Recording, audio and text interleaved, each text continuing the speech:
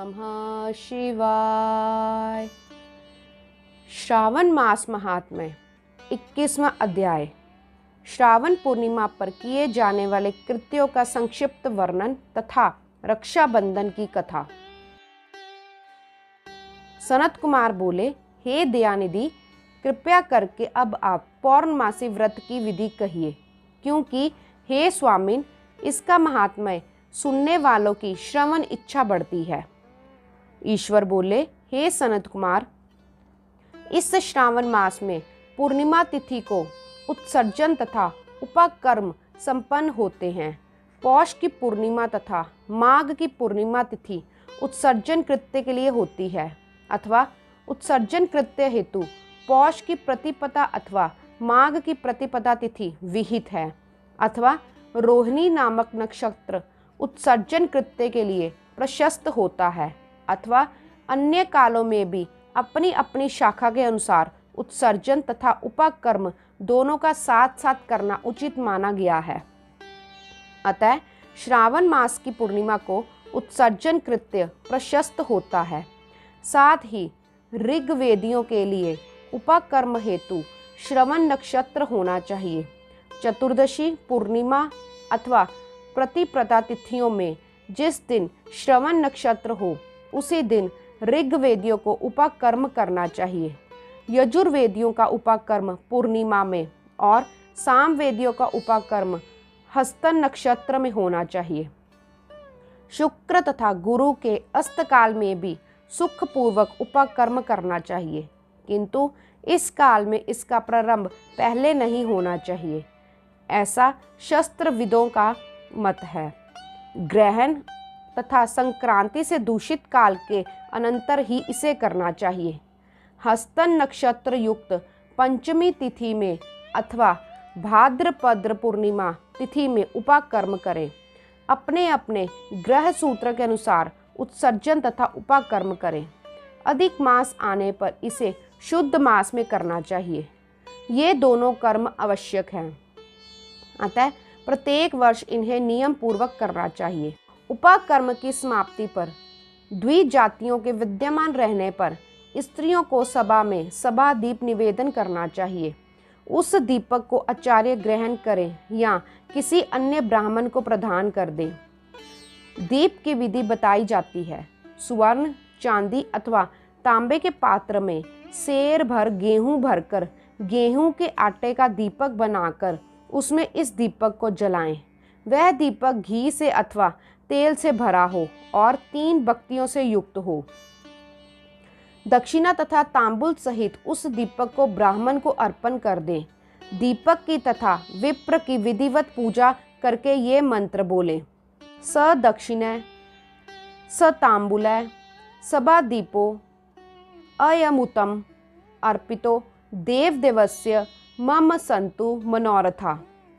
दक्षिणा तथा तांबुल से युक्त ये उत्तम सभा दीप मैंने देव देव को निवेदित किया है, मेरे मनोरथ पूर्ण हो।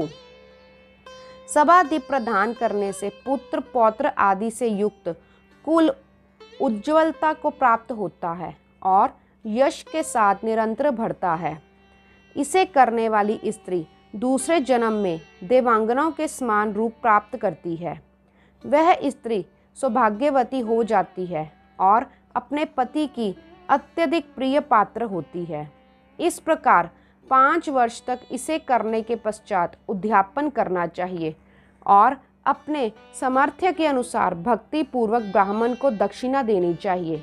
हे सनत कुमार, ये मैंने आपसे सभा दीप का शुभ महात्म्य कह दिया।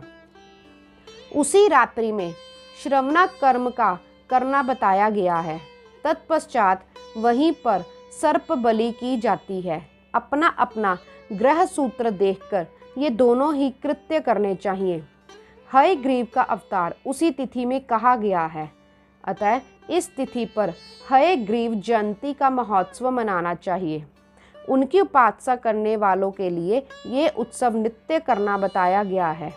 श्रावण पूर्णिमा के दिन श्रावण नक्षत्र में भगवान श्री हरि हयग्रीव के रूप में प्रकट हुए और सर्वप्रथम उन्होंने सभी पापों का नाश करने वाले सामवेद का गान किया। इन्होंने सिंधु और विस्ता नदियों के संगम स्थान में श्रवण नक्षत्र में जन्म लिया था। अतः श्रावणी के दिन वहां स्नान करना सभी मनोरथों को पूर्ण करने वाला होता है। उस दिन वहां शांख, धनुष, चक्र तथा गदा धारण करने वाले विष्णु की विधिवत पूजा करें। इसके बाद सामगान का श्रवण करें, ब्राह्मणों की हर प्रकार की पूजा करें और अपने बंधु बांधवों के साथ वहां क्रीड़ा करें और भोजन करें। स्त्रियों को चाहिए कि उत्तम पति प्राप्त करने के उद्देश्य से जल क्रीड़ा करें। उस दिन अपने अपने देश में तथा घर में इस महोत्सव को मनाना चाहिए और हयग्रीव की पूजा करनी चाहिए तथा उनके मंत्र का जप करना चाहिए। उस मंत्र को सुनिए। आदि में प्रणव तथा उसके बाद नमः शब्द लगाकर बाद में भगवते धर्माय जोड़कर उसके भी बाद आत्मविशोधन शब्द की चतुर्थी विभक्ति लगानी चाहिए। पुनः अंत में नमः शब्द प्रयुक्त करने से 18 अक्षरों वाला ओम नमो भगवते धर्माय आत्मविशोधनाय नमः मंत्र बनता है। यह मंत्र सभी सिद्धियां प्रदान करने वाला और 6 प्रयोगों को सिद्ध करने वाला है। इस मंत्र का पुरुष चरण 18 लाख अथवा 18,000 जप का है। कलयुग में इसका पुरुष चरण इससे भी 4 गुने जप से होना चाहिए। इस प्रकार करने पर हयग्रीव प्रसन्न होकर उत्तम वांछित फल प्रदान करते हैं। इसी पूर्णिमा के दिन रक्षाबंधन मनाया जाता है, जो सभी रोगों को दूर करने वाला तथा सभी अशुभों का नाश करने वाला है। हे मुनि श्रेष्ठ, इसी प्रसंग में एक प्राचीन इतिहास सुनिए। इंद्र की विजय प्राप्ति के लिए इंद्राणी ने जो किया था उसे मैं बता रहा हूँ। पूर्व काल में 12 वर्षों तक देवासुर संग्राम होता रहा। तब इंद्र को थका हुआ देखकर देवी इंद्राणी ने उन सुरेंद्र से कहा, हे देव, आज चतुर्दशी का दिन है। प्रातः होने पर सब ठीक हो जाएगा। मैं रक्षाबंधन अनुष्ठान करूंगी, उससे आप अजय हो जाएंगे। तब ऐसा कहकर इंद्राणी ने पूर्णमासी के दिन मंगल कार्य संपन्न करके इंद्र के दाहिने हाथ में आनंददायक रक्षा बांध दी। तत्पश्चात ब्राह्मणों के द्वारा किए गए तथा रक्षाबंधन से युक्त इंद्र ने दानव सेना पर आक्रमण किया और क्षण भर में उसे जीत लिया। इस प्रकार विजयी होकर इंद्र तीनों लोकों में पुनः प्रतापवान हो गए। हे मुनीश्वर, मैंने आपसे रक्षाबंधन के इस प्रभाव का वर्णन कर दिया, जो विजय प्रदान करने वाला, सुख देने वाला और पुत्र आरोग्य का धन प्रदान करने वाला है। सनत कुमार बोले, हे देव श्रेष्ठ, ये रक्षाबंधन किस विधि से, किस तिथि में तथा कब किया जाता है? हे देव, कृपया करके इसे बताएं। हे भगवान, जैसे जैसे आप अद्भुत बातें बताते जा रहे हैं, वैसे वैसे अनेक अर्थों से युक्त कथाओं को सुनते हुए मेरी तृप्ति नहीं हो रही है। ईश्वर बोले, बुद्धिमान मनुष्य को चाहिए कि श्रावण का महीना आने पर पूर्णिमा तिथि को सूर्योदय के समय श्रुति स्मृति के विधान से स्नान करे।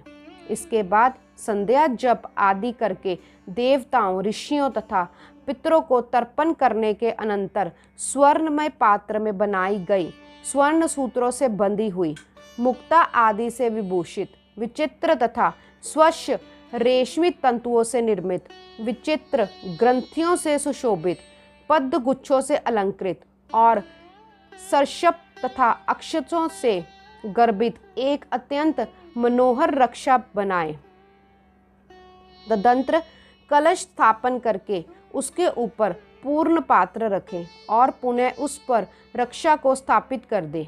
तत्पश्चात रम्य आसन पर बैठकर सुसज्जनों के साथ वीरांगनाओं के नृत्य गान आदि तथा क्रीड़ा मंगल कृत्य में संलग्न रहें। तदंतर ये मंत्र पढ़कर पुरोहित रक्षाबंधन करे। येन बद्धो बलि राजा दानवेंद्रो महाबले तेन त्वा मनु बंदनामी रक्षे माचल माचल। जिस बंधन से महान बल से समान दानवों के पति राजा बलि बांधे गए थे, उसी से मैं आपको बांधता हूँ। हे रक्षे, चलायमान मत होवो, चलायमान मत होवो। ब्राह्मणों, क्षत्रियों, वैश्यों, शूद्रों तथा अन्य मनुष्यों को चाहिए कि यत्न पूर्वक ब्राह्मणों की पूजा करके रक्षाबंधन करे। जो इस विधि से रक्षाबंधन करता है वह सभी दोषों से रहित होकर वर्ष पर्यंत सुखी रहता है। विधान को जानने वाला जो मनुष्य शुद्ध श्रावण मास में इस रक्षाबंधन अनुष्ठान को करता है वह पुत्रों, पौत्रों तथा सुसज्जनों के सहित एक वर्ष भर अत्यंत सुख में रहता है। उत्तम व्रत करने वालों को चाहिए कि भद्रा में रक्षाबंधन ना करें, क्योंकि भद्रा में बांधी गई रक्षा विपरीत फल देने वाली होती है। इस प्रकार श्री स्कंद पुराण के अंतर्गत ईश्वर सनत कुमार संवाद में श्रावण मास महात्म्य में उपोकर्मोत्सर्जन, श्रवण कर्म, सर्प बलि सभा दीप, हय ग्रीव, जयंती रक्षाबंधन विधि कथन नामक 21वां अध्याय पूर्ण हुआ।